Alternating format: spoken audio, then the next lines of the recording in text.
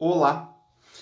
Estamos aqui para mais um capítulo do livro Sempre Pode Piorar. A Arte de Ser Infeliz, do Paul Václavic. Gente, o capítulo de hoje é um capítulo bem curtinho, tá? Mas ele é interessante e ele faz diversas questões aqui. Como ele é um capítulo curto, eu vou lê-lo inteiro e depois vou fazer algumas considerações.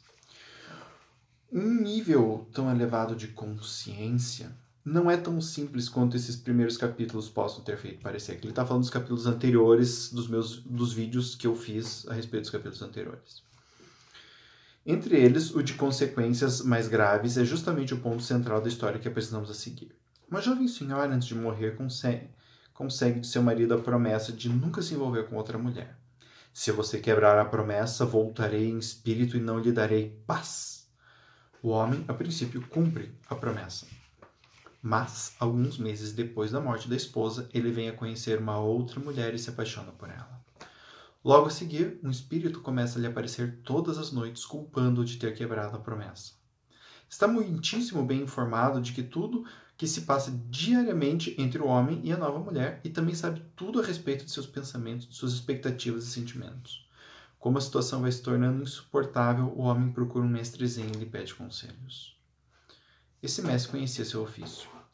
De imediato, percebeu que não havia meios de convencer o homem de que espíritos não existem, de que tudo era fruto de sua imaginação e daí por diante. Então disse ao homem para esperar uma nova aparição.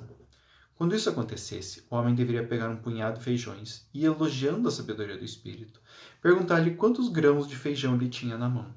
Se o espírito não conseguisse acertar o número exato, o homem saberia que tudo era produto de sua cabeça e não seria mais incomodado. Na noite seguinte, quando o espírito da mulher apareceu, o homem conquistou sua simpatia, dizendo de que ela era muito sábia. De fato, respondeu o espírito, e sei que você esteve hoje na casa daquele mestre zen. Já que sabe tanto, retrucou o homem, diga-me quantos feijões tem em minha mão. Mas lá não havia mais espírito algum que respondesse a essa pergunta.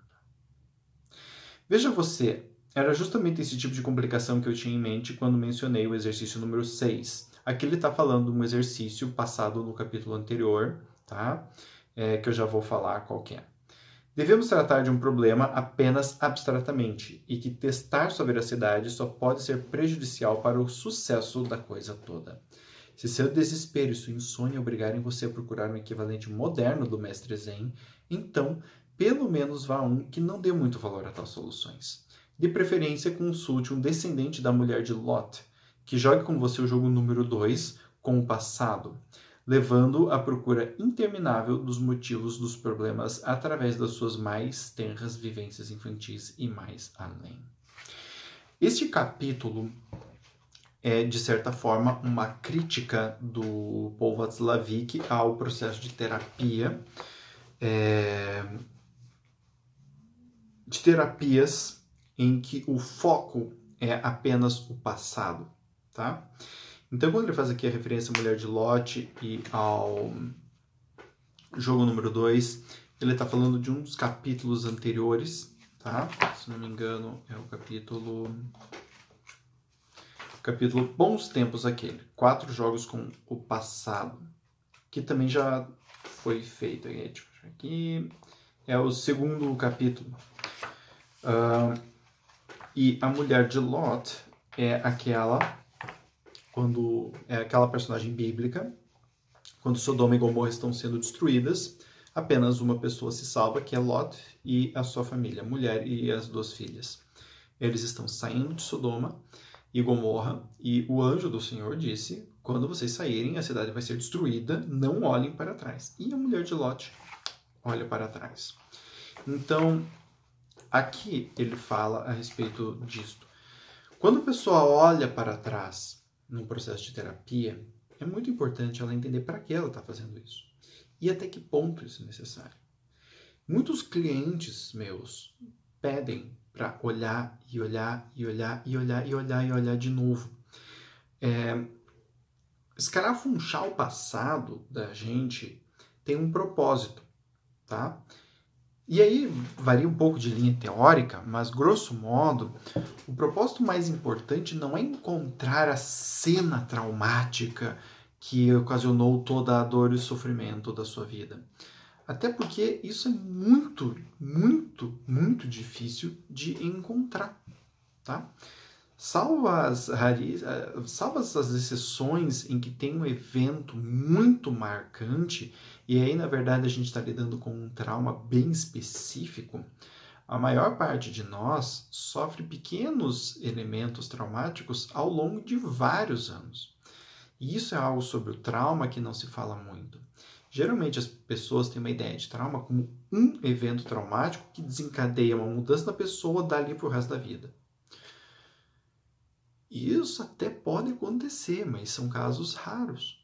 A maior parte são pequenos traumas constantes que sempre tratam dos mesmos temas.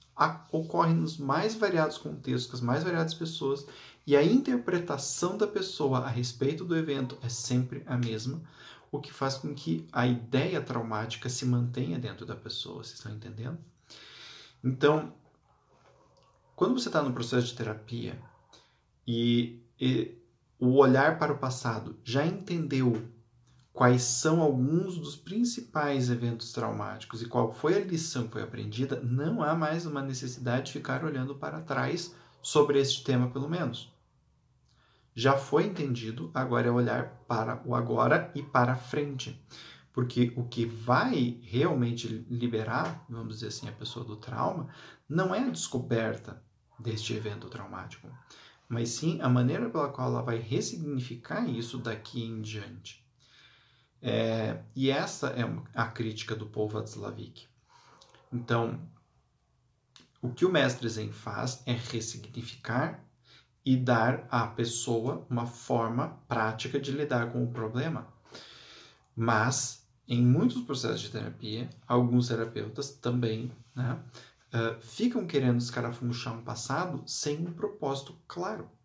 E fica, então, a busca do passado pela busca do passado. E isso não é terapia, gente.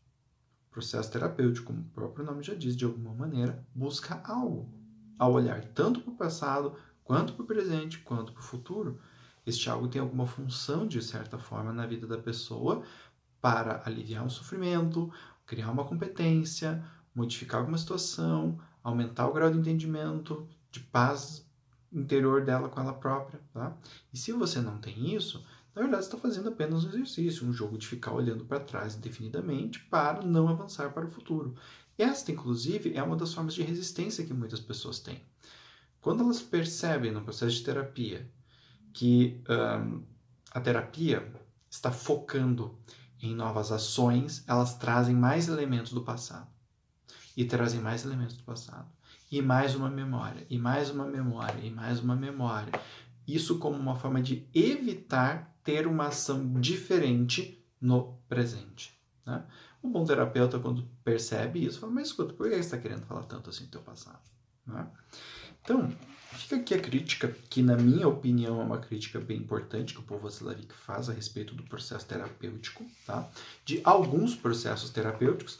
E assim, e algumas pessoas podem falar, psicanálise, que fica olhando para o passado. Mas não é exatamente isso, porque a psicanálise olha para o passado com um foco. Agora, é possível para o profissional, né, para o psicanalista que está atendendo alguém, querer focar em demasia. Mas não é essa a meta do processo terapêutico psicanalítico, por exemplo. Ficar olhando indefinidamente para o passado sem objetivo algum ou sem propósito algum para não resolver nada, né? Bem pelo contrário.